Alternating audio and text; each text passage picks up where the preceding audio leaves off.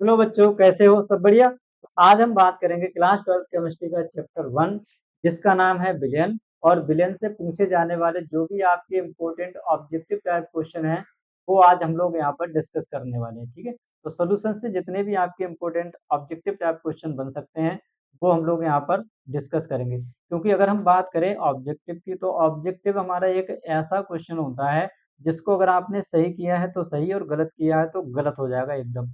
यही अगर हम बात करें थ्योरी किसमें, थ्योरी में अगर हम बात करें, तो थ्योरी में अगर मान लो आपका 2 नंबर का कोई एक क्वेश्चन है, उसमें अगर आपने एक लाइन लिख दी, कितना लिख दिया? एक लाइन भर का लिख दिया, तो मान लो आपको कितना 1.5 या 1 नंबर से ज़्यादा आपको दे ही देगा। 2 नहीं देगा, 1 से ऊपर ही आपको दे देगा। तो इस पे हमें क्या करना है, ये इसके लिए ऑब्जेक्टिव के लिए हमारे कॉन्सेप्ट क्लियर होने चाहिए। क्या?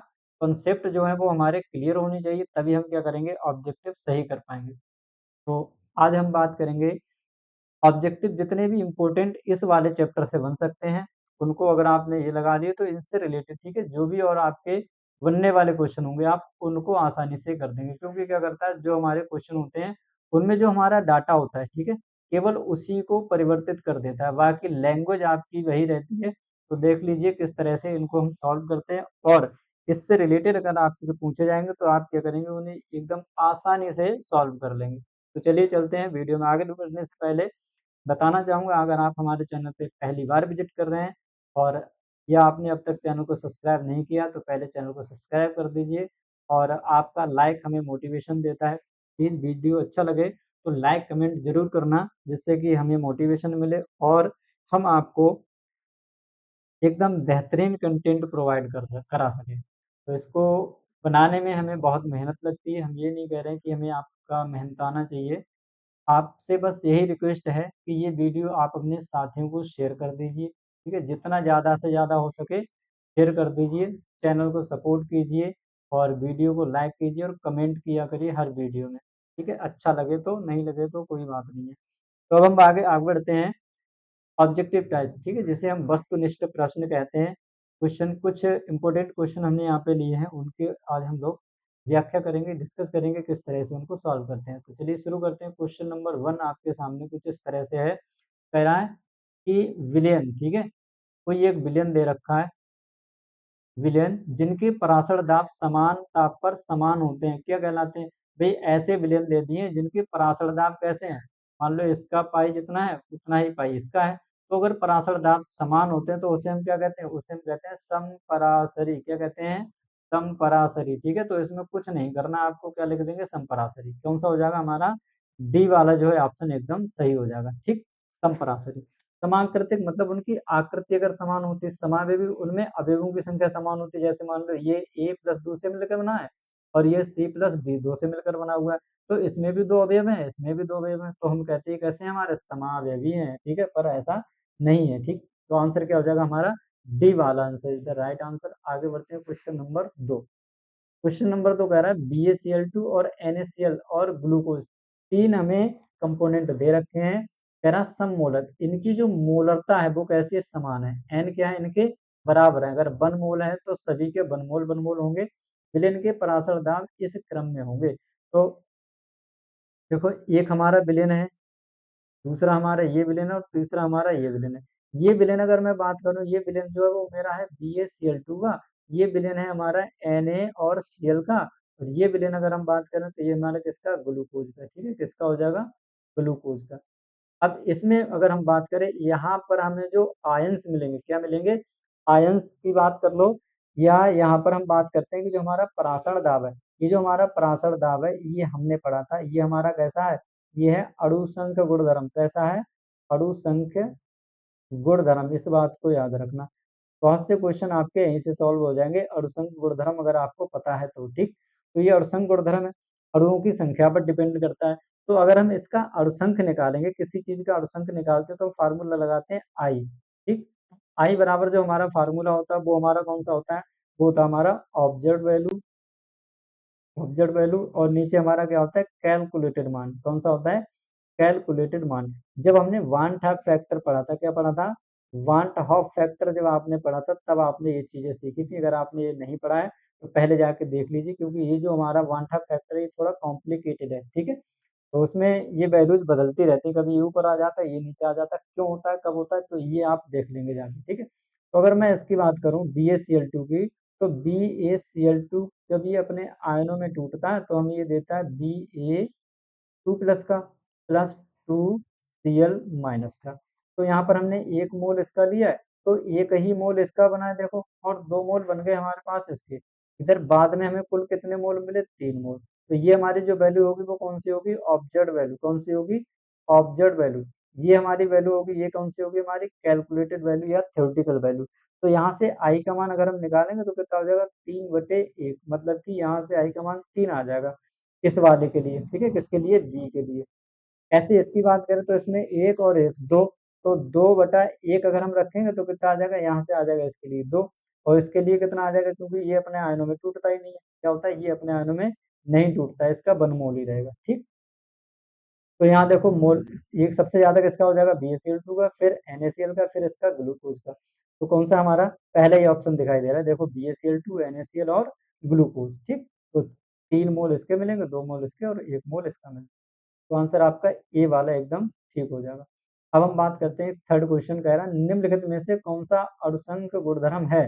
तो अणुसंख गुणधर्म की अगर हम बात करें तो हमने 4 प्रकार के पढ़े थे। सबसे पहले आपने पढ़ा था वाष्प दाब वाला, क्या पढ़ा था हमने, वाष्प दाब, ठीक है, का आपेक्षिक और अवनमन। अगर आपको इसका फार्मूला याद हो तो फार्मूला लिखिए कमेंट में क्या था इसका। दूसरा हमने पढ़ा था क्वथनांक वाला, क्वथनांक में उन्नयन, जिसे हम डेल्टा टीवी कहते थे। और थर्ड वाला हमने पढ़ा था हिमांक में अवनमन, क्या पढ़ा था, हिमांक में अवनमन, जिसे हम डेल्टा टीएफ से डिनोट करते थे। और हमारा फोर्थ और लास्ट गया था हमारा परासरण, परासरण एवं परासरण दाब। तो इनमें से कौन सा है, कोई दिख रहा है इनमें से, इन चारों में से अगर कोई है तो लगा दो, पृष्ठ तनाव नहीं है, परासरण दाब है, तो आंसर क्या हो जाएगा हमारा बी, राइट आंसर क्या हो जाएगा बी। ये भी नहीं है हमारा और ये भी नहीं है, ठीक है, तो बी आंसर क्या हो जाएगा हमारा, सही आंसर हो जाएगा, ठीक है। तो साथ में कॉपी, रफ कॉपी लेके बैठ जाया करो, जब भी कोई आपका एक इम्पोर्टेंट टॉपिक आए या कुछ ऐसे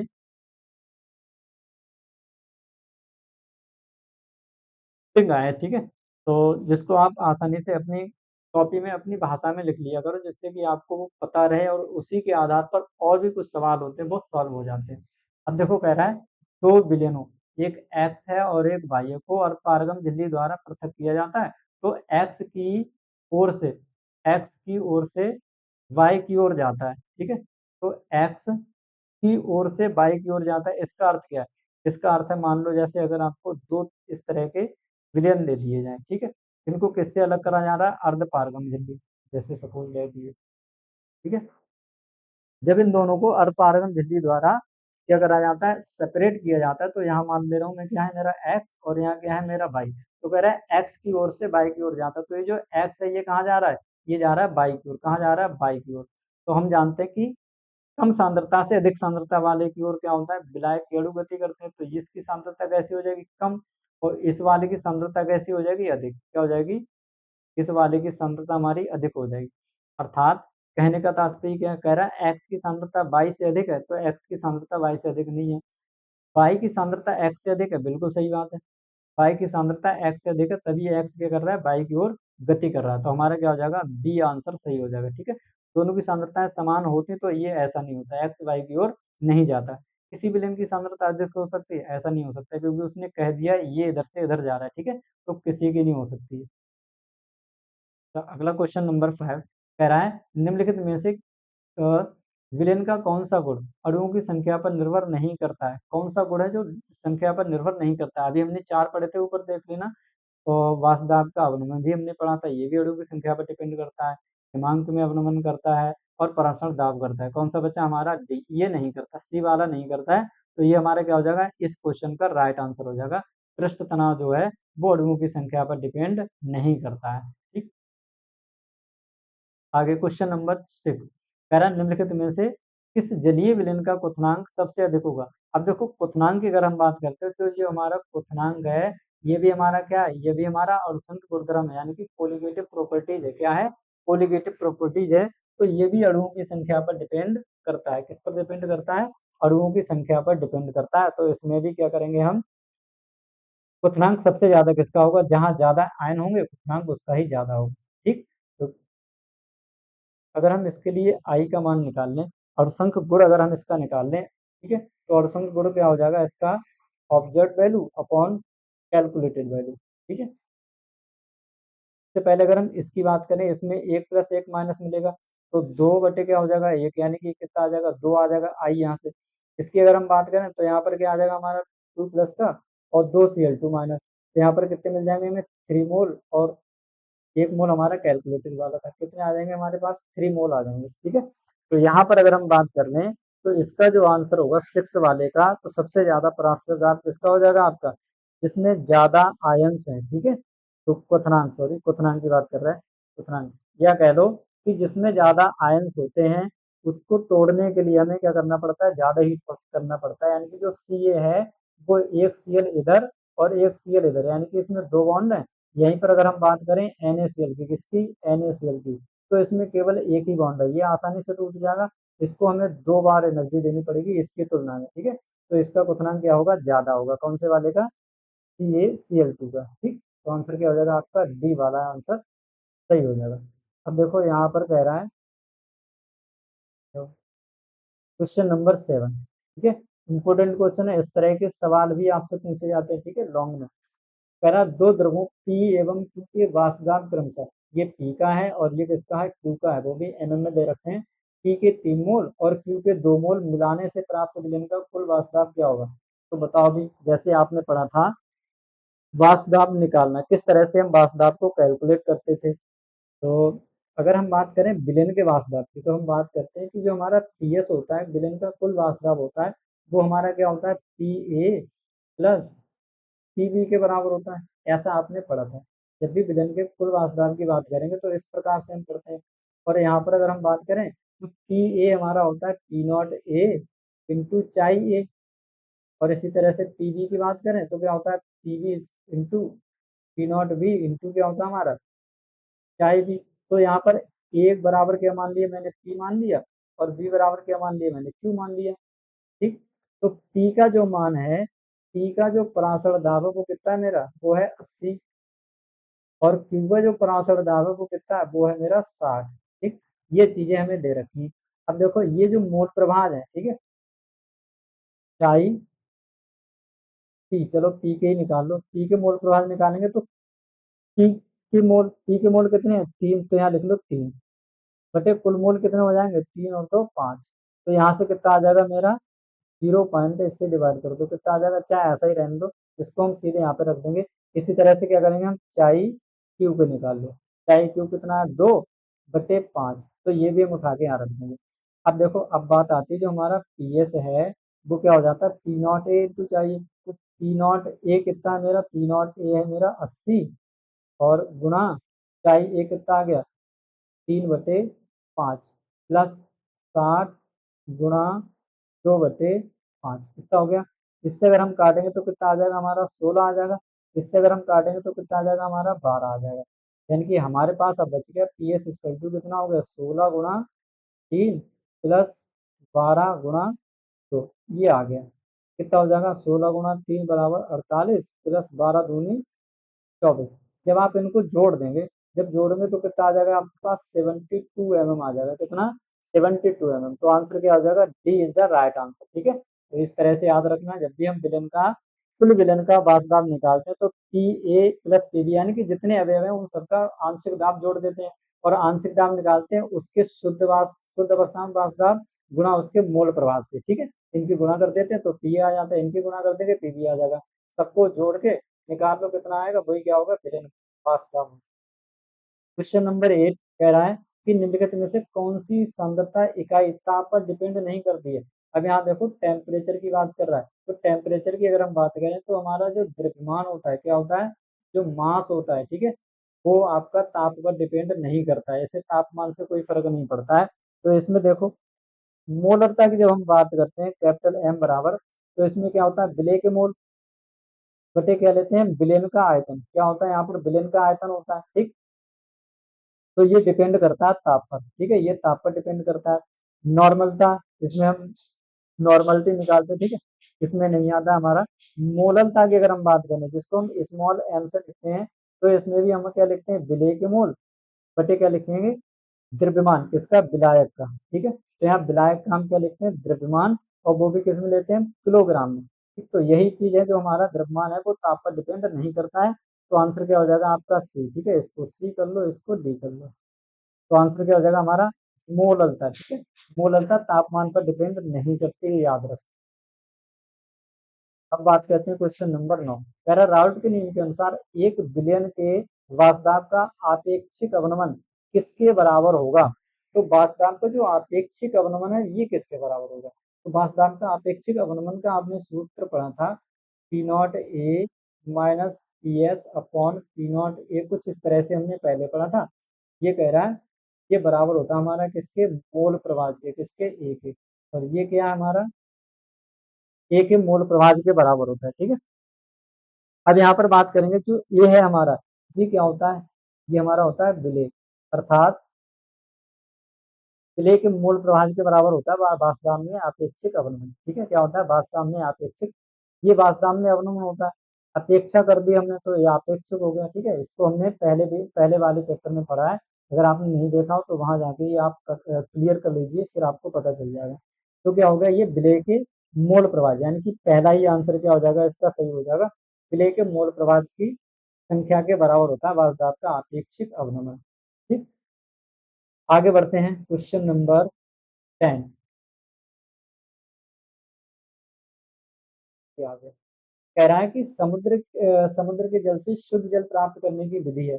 अब शुद्ध जल कैसे प्राप्त करते हैं समुद्र के जल से, ये बता रहा है। तो जैसे हमने पढ़ा था कि हमारे पास अगर कोई इस तरह से एक बर्तन है, और इसमें हमने क्या लगा दी, एक अर्धपारगम झिल्ली लगा दी, क्या लगा दी, अर्धपारगम झिल्ली लगा दी। तो हम जानते हैं कि कम सांद्रता वाले विलयन से अधिक सांद्रता वाले विलयन की ओर हमारे विलायक के अणु क्या करते हैं, गति करते हैं, ठीक है। कहाँ से, कम सांद्रता वाले विलयन से अधिक सांद्रता वाले विलयन की ओर। तो इसे तो हम कहते हैं परासर, क्या कहते हैं भाई, इसको तो हम कहते हैं परासर। जैसे मान लो यहाँ पर कुछ भी नहीं है, यहाँ शुद्ध पानी है, क्या है हमारा, शुद्ध जल है। और यहाँ पर हमने भर लिया है, यहाँ पर हमने भर लिया समुद्री जल, कौन सा है हमारे पास, समुद्री जल, इसी की तो बात कर रहा है। तो जब हम बात करेंगे समुद्री जल की, तो इसकी जो सांद्रता होगी क्या होगी, इसकी जो सांद्रता होगी वो कैसी होगी, वो ज्यादा होगी। इसकी जो सांद्रता होगी पानी की, वो कैसी होगी, हमारी पानी की सांद्रता कम होगी। तो पानी के अणु कहाँ जाएंगे, इधर जाएंगे, ठीक। तो ये परासर हो जाएगा। हम क्या करेंगे, इसको ऊपर से ढक देते हैं, क्या करते हैं, इसको ढक देते हैं, और ऊपर से हम इस पे दाब लगाते हैं, क्या लगाते हैं, दाब। इसी को हम क्या कहते हैं, पाई, यानी कि परासर दाब कहते हैं। अब ये परासर दाब अगर आपने इतना लगा दिया कि ये प्रक्रिया रुक गई, तो परासर दाब हो गया। इसको हम इतना लगाते हैं, ये प्रक्रिया कैसी हो जाए, विपरीत, यानी कि समुद्र के जल से जो विलायक के अणु हैं वो हमारे कम सांद्रता वाले विलयन की ओर आने लगे। तो जब ये विपरीत प्रक्रिया हो जाती है, उसी को हम कहते हैं रिवर्स ऑस्मोसिस, क्या कहते हैं, रिवर्स ऑस्मोसिस, यानी कि आरओ के नाम से जानते हैं, जो कि आपके घरों में लगा होता है। और यही क्या करता है, हमें शुद्ध पानी करके देता है। तो याद रखना, घरों में जो लगा हुआ आरओ होता है उसमें रिवर्स ऑस्मोसिस होता है, ठीक है। तो ये हो जाएगा हमारा प्रतिपरासरण, क्या हो जाएगा, प्रतिपरासरण, ऐसा लिखो, प्रतिपरासरण, यानी कि आर ओ जिसे कहते हैं रिवर्स ऑस्मोसिस, ठीक। तो डी सी आंसर आपका यहाँ पे सही हो जाएगा। तो रिवर्स में ऑस्मोसिस द्वारा हम क्या करते हैं, पानी को शुद्ध कर देते हैं। अब कह रहे हैं देखो, शुद्ध जल की मोलरता क्या होती है।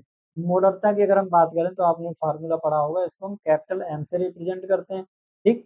कैपिटल एम से इसमें क्या होता है, हमारे मोल बटे क्या होती है, सॉरी, मोल बटे क्या होगा उसका, विलियन का आयतन किसमें होता है, उसमें सॉरी, इसमें होता है, अगर आप ml में लेंगे तो ऊपर हम क्या करते हैं 1000 से डिवाइड कर देते हैं।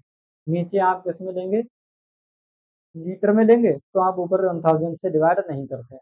तो इसके अगर हम मोल निकालने, क्या निकालने, मोल, जितने मोल होंगे वही क्या होगी, उस विलेन की मोलरता हो जाएगी, ठीक है। क्या होगी, उस विलेन की मोलरता हो जाएगी। तो अगर हम बात करें किसी चीज की, जब हम मोल निकालते हैं, ठीक है, तो उसका भार, क्या, उसका भार लेते हैं, और उसी का हम अणुभार लेते हैं, क्या लेते हैं, अणुभार। अगर हमें जल का मोल निकालना है, क्या करना है, जल का मोल निकालना है, तो जल का भार ले लो, हमेशा 1 किलोग्राम लेना, 1 किलोग्राम को ग्राम में कन्वर्ट कर लो, बटे 18 से कर दो डिवाइड, 18 पंजे कितना हो जाता है 90, कितना हो जाएगा 18 पंजे 90, ठीक है। और कितना बचा हमारा 10, और ये जीरो, कितना 10 100 हो गया, 18 पंजे 90, ठीक। अब कितना बचा 10 पॉइंट लगाएंगे 100 कर लेंगे, 18 पंजे 90, तो इस तरह से 55.55, और ये क्या होता है 5 6 कर जाता है, क्या हो जाएगा हमारा आंसर ए हो जाएगा 55.56, द राइट आंसर, ठीक है। तो इतने मोल हैं, ठीक है, शुद्ध जल की मोलता, तो हम उसको क्या मानेंगे 1 किलो, ठीक है, यानी कि ये सॉरी 1 लीटर, तो 1 लीटर की जो हमारी मोलरता होगी शुद्ध जल की वो कितनी होगी 55.56, ये आंसर आपका सही हो जाएगा। क्वेश्चन नंबर 12 कह रहा है अत्यंत तनु CaNO3 का होल ट्वाइस विलेन का वान ठाप गुणांक क्या है। वान ठाप गुणांक अगर हम बात करें, जैसे हम आई कहते हैं, क्या कहते हैं आई कहते हैं, ठीक है। ये हमारा क्या होता है, ये हमारा क्या होता है अणुसंघ गुणधर्म होता है, ठीक है। तो इसका अगर हम बांठाप गुणांक की बात करेंगे, तो यहाँ पर अगर मैं इसका एक मोल ले लूं CaNO3 का होल ट्वाइस, और इसके एक मोल को मैं क्या करूं ब्रेक डाउन करवा दूं, क्या करूं इसके एक मोल का अगर हमें आयनों में टूट जाएगा ये, तो हमें देगा Ca2 प्लस का, प्लस क्या देगा 2NO3 माइनस। यहाँ पर कितना मोल लिया था मैंने, एक मोल लिया था, यहाँ पर एक मोल तो हमें किसका मिल गया, एक मोल मिल गया हमें Ca का, और 2 मोल मिल गए हमें किसके NO3 माइनस के। तो कुल मोल कितने हो गए यहाँ पर, कुल मोल हो गए मेरे पास 3। तो ये हमारे कौन से, ये हमारी है ऑब्जर्व वैल्यू, कौन सी है ऑब्जर्व वैल्यू, ये हमारी वैल्यू है कौन सी कैलकुलेटेड, ये हमारी कैलकुलेटेड वैल्यू है। तो ये वान ठाप गुणांक अगर आपने नहीं पढ़ा है, पहले वान ठाप गुणांक देख लीजिए जाके, आपको अच्छे से समझ में आ जाएगा, क्योंकि इसमें थोड़ा जो है कॉम्प्लिकेटेड चीजें होती हैं, ठीक है। कभी आपका ये ऊपर आ जाता है, कभी ये नीचे आ जाता है, लेकिन ये कब आता है, ये आपका क्या हो जाएगा एकदम क्लियर हो जाएगा, ठीक है, जब आप वीडियो देखेंगे तो वान ठाप गुणांक वाला। इसके लिए अगर मैं आई निकालूंगा, तो आई क्या हो जाएगा मेरा observe value on calculated value, ठीक। और सम गुण की बात कर रहा हूँ, तो यहाँ पर ऑब्जर्व वैल्यू कितनी पाई गई 3, 3, और कैलकुलेटेड मान कितना है 1, तो क्या हो जाएगा यहाँ से कितना आ जाएगा मेरे पास 3 आ जाएगा, तो वही क्या हो जाएगा इसका वान ठाप गुणांक हो जाएगा, कितना 3 आपका वान ठाप गुणांक हो जाएगा, ठीक है। आगे बढ़ते हैं क्वेश्चन नंबर 12 की ओर, देखते हैं क्या 13 की ओर। ये कह रहा है कि वान ठाप गुणांक है, वान ठाप गुणांक क्या है। अगर मैं वान ठाप गुणांक की बात करूं, आई की अगर मैं बात करूं, तो ये है क्या, क्या होता है इसमें, ठीक है। तो इसका फार्मूला याद रखना है, इसका फार्मूला याद रखना क्या होता है सामान्य, सामान्य और भार, ठीक है, सामान्य और भार बटे आपका क्या हो जाता है प्रेक्षित, प्रेक्षित और भार। तो ये वाला फार्मूला आपको याद रखना है, आई बराबर, तो देखो क्या है, ये प्रेक्षित अणुभार बटे सामान्य अणुभार हो जाएगा, ठीक है। तो ये नहीं होगा, सामान्य अणुभार बटे प्रेक्षित अणुभार, ठीक है, क्या है सामान्य अणुभार बटे प्रेक्षित अणुभार। तो यही क्या करना है आपको याद रख, देखो जब अणुभार की बात करेगा तो ये रहेगा, ठीक है, अणुभार की बात करेगा तो हम ये वाला फार्मूला लगा देते हैं, ठीक है। और द्रव्यमान में भी यही लगता है, ठीक है, सामान्य अणुभार लगा दो, द्रव्यमान में भी हम यही वाला फार्मूला लगा देते हैं। लेकिन अगर हम बात करें अणुसंघ गुण की, ठीक है, तो ये फार्मूला कैसा हो जाता है हमारा उल्टा हो जाता है, ठीक है। जब हम अणुसंघ गुणधर्म निकालते हैं इसके, तो ये फार्मूला हमारा कैसा हो जाता है एकदम अपोजिट हो जाता है। तभी कहा कि वान ठाप को आप अच्छे से पढ़ लेना, तो ये फार्मूले सब आपको पता चल जाएगा कि कब कौन सा फार्मूला लगता है। ये संगुणन होने वाले एकक से अधिक है, ये संगुणन वाली विधि नहीं है, ये हम पढ़ेंगे जब हम संगुणन पढ़ेंगे, ठीक है। इससे पहले ही आपका है एक टॉपिक जिसका नाम है संगुणन वाला, ठीक है। उसमें जब आप जाएंगे तो आपको ये चीजें पढ़ने को मिल जाएंगी, ठीक है, जहाँ पर संगुणन होता है, क्या होता है संगुणन, यानी कि दो या दो से अधिक आपके जो मॉलिक्यूल होते हैं वो मिलकर एक बना लेते हैं, क्या करते हैं दो या दो से ज्यादा मिलकर कितना बना लेते हैं एक बना लेते हैं, तो उसे हम कहते हैं संगुणन, ठीक है। तो वो आपको लास्ट वाले वीडियो में पढ़ने को मिलेगा।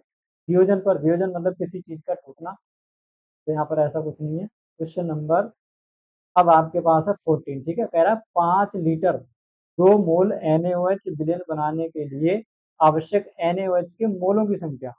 अब बताओ इसके मोलों की संख्या, कितने मोल आपको चाहिए होंगे, ये पूछ रहा है, क्या आप इसको सॉल्व कर पाएंगे। देखो अगर हम बात करें मोलों मोल की, ठीक है, मोलरता निकाल लो, क्या निकालेंगे। देखो आयतन किस में दे रखा है हमें, लीटर में आयतन दे रखा है, तो हम जानते हैं कि जो हमारी मोलरता होती है विलेन की वो क्या होता है, विलेय के मोल, ठीक है, यानी कि विलेय के मोल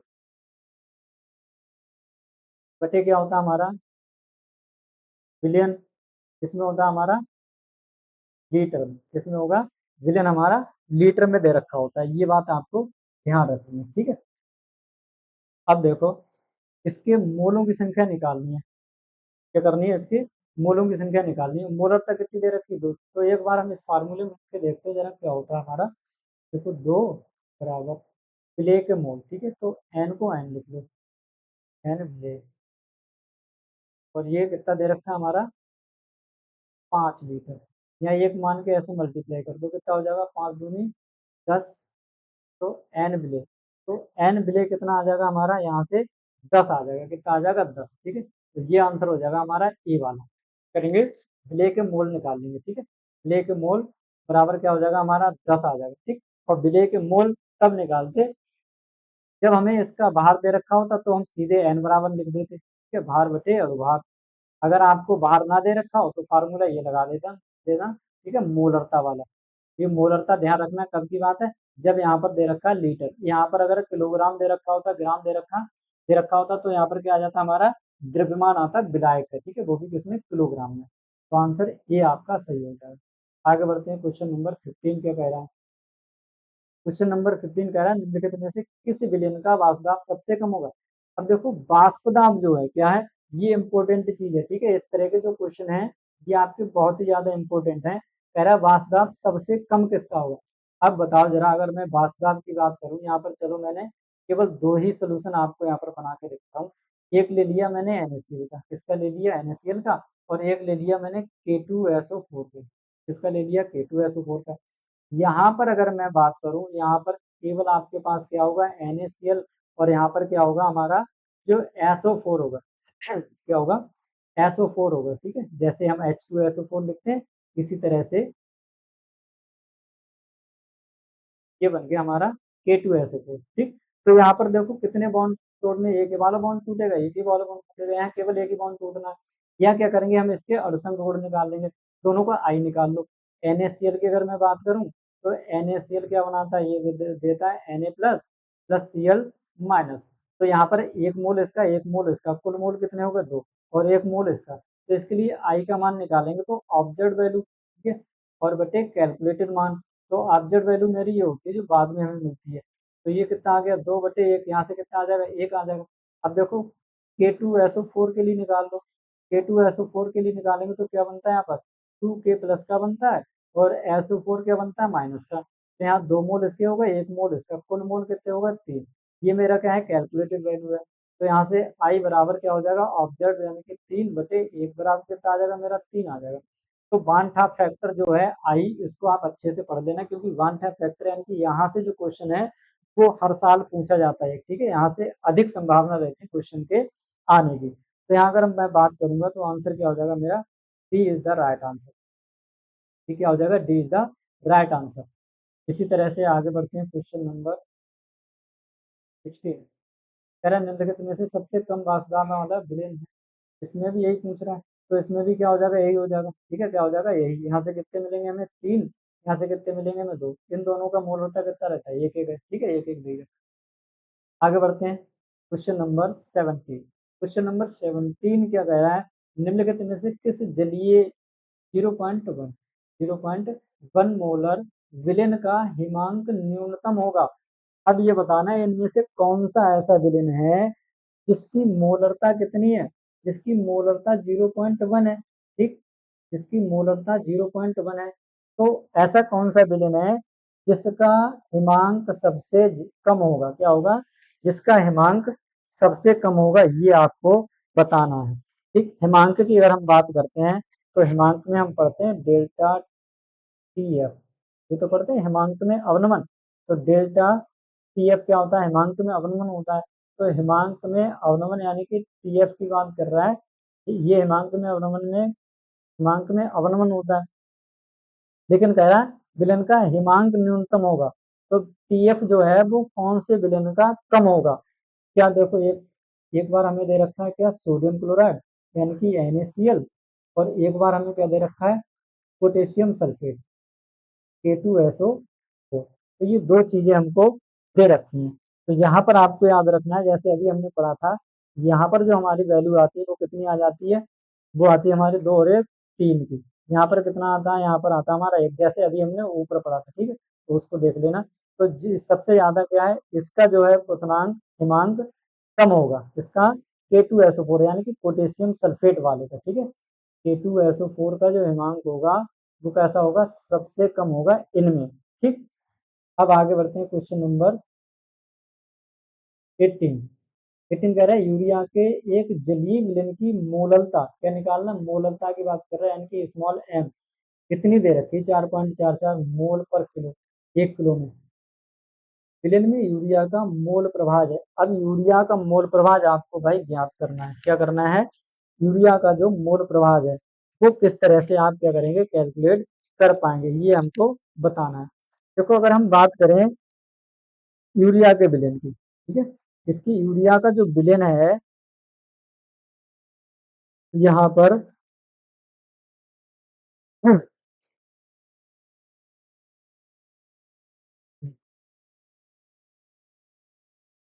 4.4 मोल पर किलो। इसकी जो मोललता दे रखी है वो कितनी है, 4.44, ठीक है, मोल हर केजी, यानी कि 1 किलोग्राम में इतने उसके मोल प्रेजेंट है, कितने में, 1 किलोग्राम में इतने मोल उसके क्या है, उपस्थित है। ये बात आपको क्या करनी है, ध्यान रखनी है, ठीक। तो इतने मोल जब प्रेजेंट है तो कह रहा है यूरिया का मोल प्रभाज क्या है, किसकी बात कर रहा है, यूरिया के मोल प्रभाज की बात कर रहा है, ठीक। तो यूरिया का मोल प्रभाज निकालने के लिए सबसे पहले आपको क्या करना पड़ेगा, सबसे पहले हमें दोनों के मोल चाहिए होंगे, तभी तो हम मोल प्रभाज निकाल पाएंगे। तो यानी कि जल, ये विलेन की मोलकता है, विलेन में यूरिया का और था। तो जो हमारा विलेन है वो किस किस से बना है, एक तो हमारा यूरिया है, उसमें क्या है, यूरिया है, और दूसरा हमारा क्या है, जल, ठीक। तो यूरिया के जो मोल है क्या है, ये यूरिया के मोल दे रखे हैं, मतलब उसकी मोललता दे रखी है, मोललता मतलब उसके मोल दे रखे हैं। अब देखो जल के अगर हम मोल की बात करें, किसकी, जल के अगर आप मोल निकालेंगे तो जल के मोल कैसे निकालते हैं, जल का हमें चाहिए होता है भार, और क्या चाहिए होता है जल का, जल का हमें चाहिए होता है अणुभार भी। दोनों चीजें आपको चाहिए होती हैं, तभी आप क्या करते हैं, जल के मोल या किसी चीज के मोल निकाल पाते हैं। अच्छा यहाँ पर अगर हम बात करें यूरिया की, तो जो मोल है, ठीक है, यूरिया की जो मोलरता है वो क्या है, वो हमारी कैसे आती है, यूरिया का हम क्या लिखते हैं, यूरिया का भार, यानी कि मोल लिखते हैं ऊपर यूरिया का भार, और नीचे क्या होता है, यूरिया का प्रभार, भार बटे प्रभार, गुणा क्या होता है, द्रव्यमान, किसका, विलायक का द्रव्यमान किसमें होता है हमारा, किलोग्राम में होता है। कुछ इस तरह से हम क्या करते हैं, फार्मूला अपना पुट करते हैं, ठीक है। जब इस तरह से आप फार्मूला लगाएंगे तो हम ये पाते हैं कि हमारा जो यूरिया की मोललता है वो कितनी, 4.44, यूरिया का भार हमें नहीं दे रखा है, तो स्मॉल डब्ल्यू लिख लो। यूरिया का और भार हमें दे रखा है, कितना होता है हम जानते हैं, 60 होता है, कितना होता है, 60। और मान लो जो हमारा विलेन है वो कितना है, 1 किलोग्राम का है, कितने ग्राम का है, 1 किलोग्राम का हमारा विलेन है। तो इस आधार पर अगर हम बात करें, ठीक है, तो इसकी जब हम मल्टीप्लाई करेंगे, गुणा करेंगे, तो आपको क्या मिलेगा यहाँ से, चाहिए,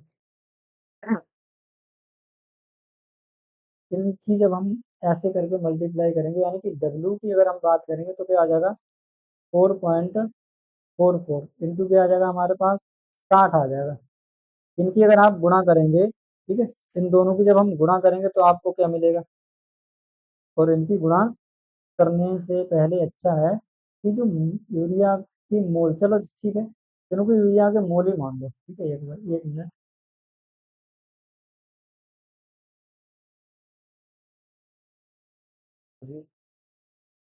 ये आपको लंबा प्रोसेस रहेगा क्योंकि सब कुछ निकालना पड़ेगा, तो इससे अच्छा होगा कि यूरिया के जो मोल हैं, यूरिया के मोल मान, ठीक, कितने हैं, 4.44, 4 4।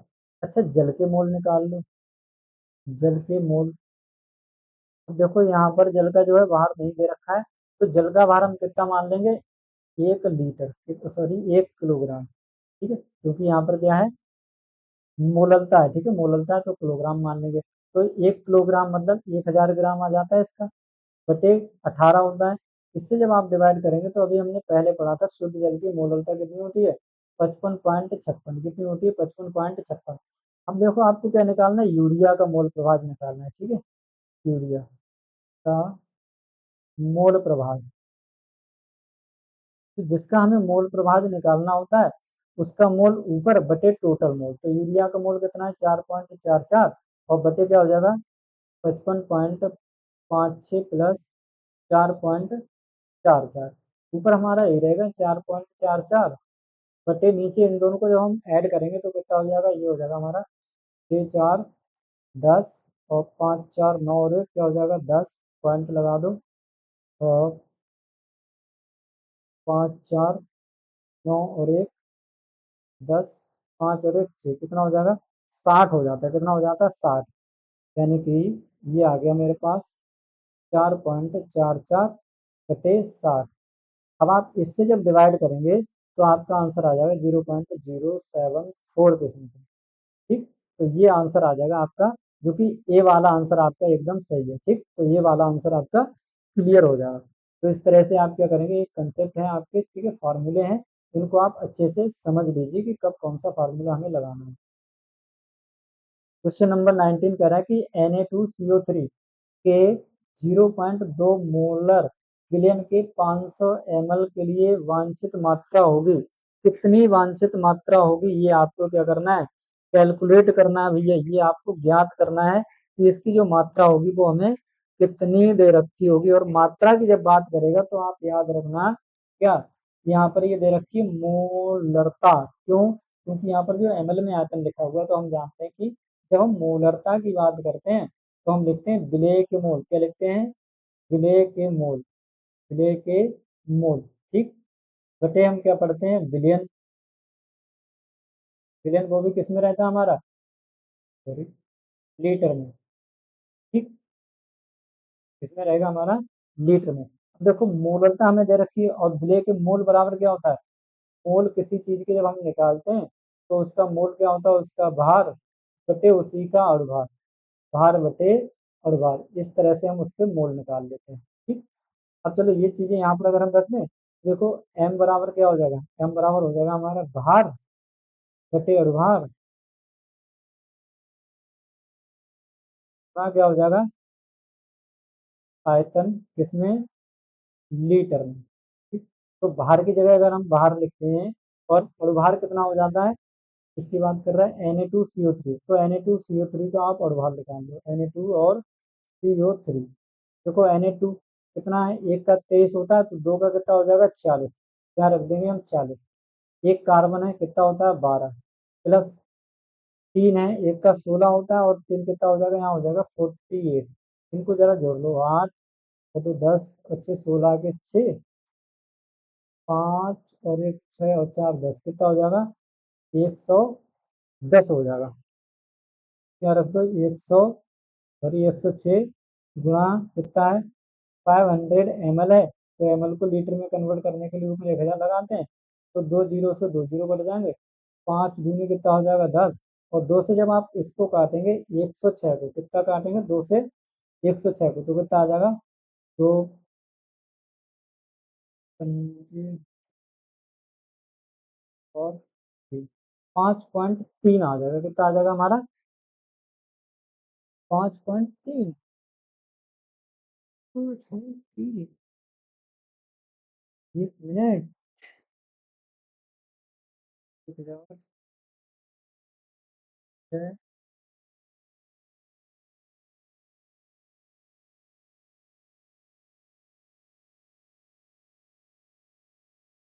ये इसकी इसका भी तो मान दे रखा है, कितना है, ये m का मान भी तो हमारे पास 0.2, और w बटे कितना आ गया, 5.3 आ गया। या एक मान लो, ऐसे मल्टीप्लाई कर दो इनकी, यानी कि w बराबर 0.2 गुणा 5.3, इन दोनों की गुणा करेंगे तो ये आ जाएगा हमारे पास 10.6। कितना आ जाएगा? 10.6। ठीक है, इसका मान आपको ये दे रखा है, तो ये भी हमें कहाँ रखना था? यहाँ रखना। ठीक है, यहाँ पर। ठीक, तो इसकी वैल्यू हम यहाँ से ले आए, इसका मान यहाँ से रख दिया, इनकी मल्टीप्लाई कर तो 10.6 आ जाएगा। तो आंसर क्या हो जाएगा आपका? डी आंसर हो जाएगा। आगे बढ़ते हैं, क्वेश्चन नंबर 20। क्या कह रहा है? देखो, कह रहा है निम्नलिखित में से सबसे अधिक परासर दाब वाला यौगिक कौन सा है? तो परासर दाब की अगर हम बात करें तो परासर दाब भी हमारा क्या है? ये भी हमारा एक कॉलिगेटिव प्रॉपर्टीज है, यानी कि अणुसंख गुणधर्म। क्या है? अणुसंख गुणधर्म है। ठीक है, तो जब भी बात करेगा परासर दाब की, किसकी? परासरण दाब, किसी भी अणुसंख गुणधर्म की बात करेगा तो ये हमारा क्या होता है? समानुपाती होता है। किसके? अणुओं की संख्या।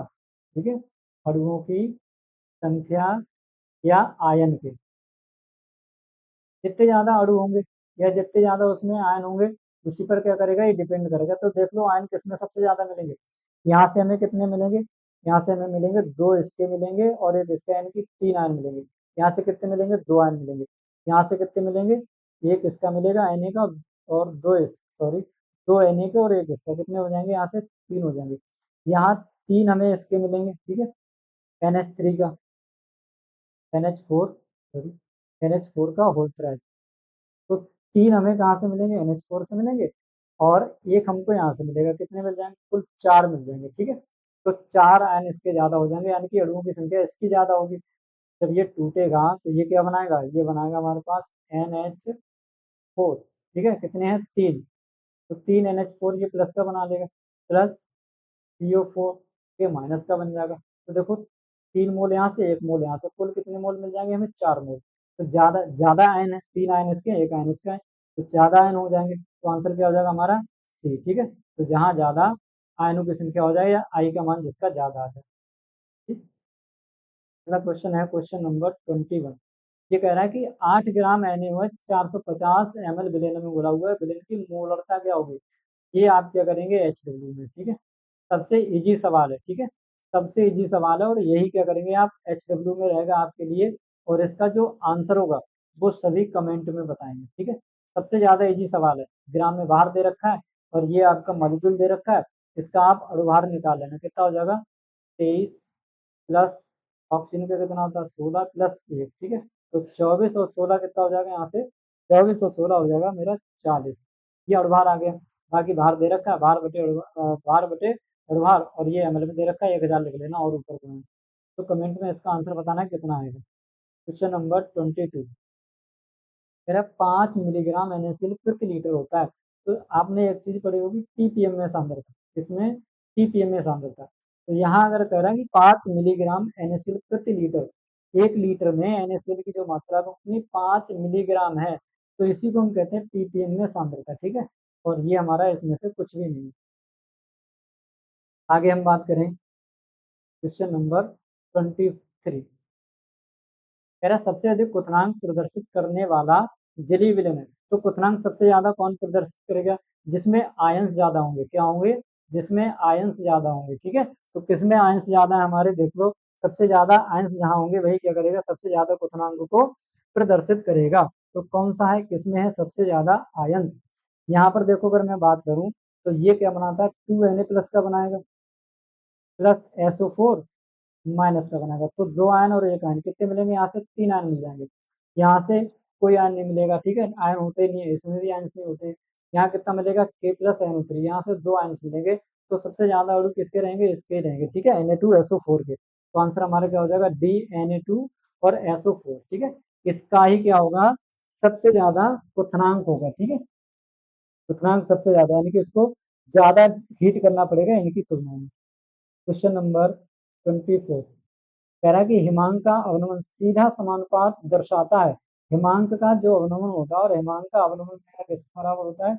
Delta TF। ठीक है, क्या होता है? डेल्टा TF के बराबर होता है। और ये जब हम पढ़ते हैं डेल्टा TF, ये समानुपाती होता है किसके? स्मॉल m के। ठीक है, ऐसा तो आपने पढ़ा होगा। तभी हम क्या करते हैं? डेल्टा TF समानुपाती KF लिख देते हैं, और स्मॉल m लिख देते हैं। ऐसी चीजें हमने पढ़ी है। ठीक है, ये क्या होता है? हमारी मोललता। क्या होती है? मोललता। ठीक, और मोललता की सब चीज रख देते, तो यहाँ से एक हमें फार्मूला मिल जाता है डेल्टा टी एफ, और यहीं से स्मॉल एम का मान भी पूछ लेता है, तो याद रखना है इस फार्मूले को। तो ये समानुपाती है किसके, ये मोलरता या मोलेंस के समानुपाती हो जाएगा, किसके समानुपाती हो जाएगा, तो ये हमारा लिखा हुआ है स्मॉल एम जो वो क्या है, मोललता है, क्या होती है हमारी, मोललता होती है, ठीक है। और मोललता किसकी होगी, विलेन की, तो answer C is the right answer. विलेन की मोललता के समानुपाती होता है क्या, डेल्टा टी एफ, ठीक। क्वेश्चन नंबर 25 ये रहा आपके सामने, कह रहा है कि 400 ml विलेन में 7 ग्राम NaOH घुला हुआ है, विलेन की मोलरता क्या होगी, भाई विलेन की मोलरता, मोलरता अगर हम बात करें, मोलरता कैसे निकालते हैं, विलेय के मोल, इसके विलेय के मोल बटे क्या होता है, विलेन का आयतन, क्या होता है, विलेन का आयतन को भी किस में लेते हैं हम, लीटर में लेते हैं।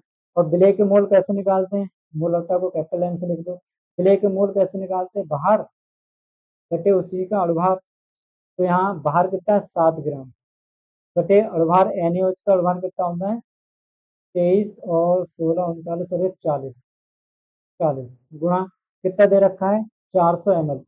जब ml में दे रखा हो, उस ml को कन्वर्ट करने के लिए लीटर में क्या करते हैं, 1000 से ऊपर मल्टीप्लाई कर देते हैं, तो 2 0 2 0 3 0 तीन जीरो काट दो, कितना बचेगा 7 बटे 4 चौक 16, 16 से कर दो इसको डिवाइड, पहले तो पॉइंट लगा लो, 17 हुआ, 16 चौका 64, कितना हो गया 16 चौका 64, कितना बचा, अब बच गया 60, ठीक, मतलब 6 बचा, पॉइंट लगाए तो हमने कितना कर लिया 60 कर दिया, 60 को फिर 16 से डिवाइड करो, तो 16 तीन कितना हो जाएगा 48, 3 आएगा, फिर कितना बचेगा 12, 12 को 16 से डिवाइड करो, 120 कर लो, 12 छक 72, 12